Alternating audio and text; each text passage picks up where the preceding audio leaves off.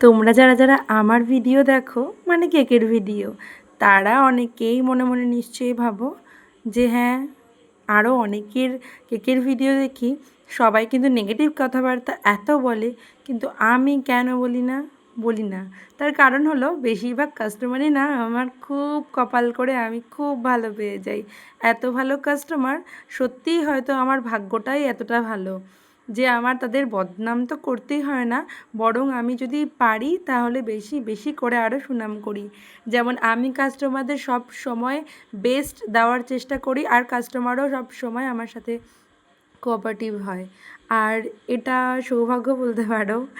তো এই জন্যই আমি কিছু বদনাম করতে চাই না। আর কি বলো তো, মানে কিছু কিছু তো খারাপ হয়, আমার সাথেও হয়, কিন্তু সেগুলো আমি আর এরকম ভিডিওতে তোমাদের সাথে শেয়ার করতে চাই না। আমি চাই যে আমি পজিটিভ ভাববো আর তোমাদের সাথেও পজিটিভটাই শেয়ার করব।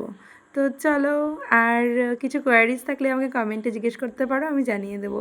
আর দেখতে দেখতে তোমাদের সাথে দুটো কেকের ডেকোরেশন আমি শেয়ার করে ফেলছি। ফার্স্ট একটা চকলেট ফ্লেভারের ছিল, দেখে নিশ্চয়ই বুঝতে পেরেছ। আর বাচ্চার মানে ডিম্যান্ড ছিল ওভাবে চকলেটে পুরো ভরা হবে, সেই রকমই করে দিয়েছি। আর সেকেন্ড কেকটা না একদম সিম্পলের মধ্যে ছিল, আমার ভীষণ পছন্দের ছিল। তো আমি ফার্স্টে হোয়াইট ক্রিম দিয়ে না লেখাগুলো লিখে লাভগুলো করে রেখেছিলাম, তারপরে উপর দিয়ে রেড কালারের ক্রিম দিয়ে ডেকোরেট করেছিলাম। তোমরাও এভাবে ট্রাই করতে পারো, তাহলে কালারটা না আর স্প্রেড হবে না, সব সময় অ্যাজ ইট ইজই থাকবে। তো চলো, এটা আমার কেকের দুটো কেকেরই ফাইনাল লুক। তোমরা জানিও তোমাদের কেমন লাগলো, আর হ্যাঁ অবশ্যই কমেন্ট করে। দেখা হবে নেক্সট ভিডিওতে। টাটা।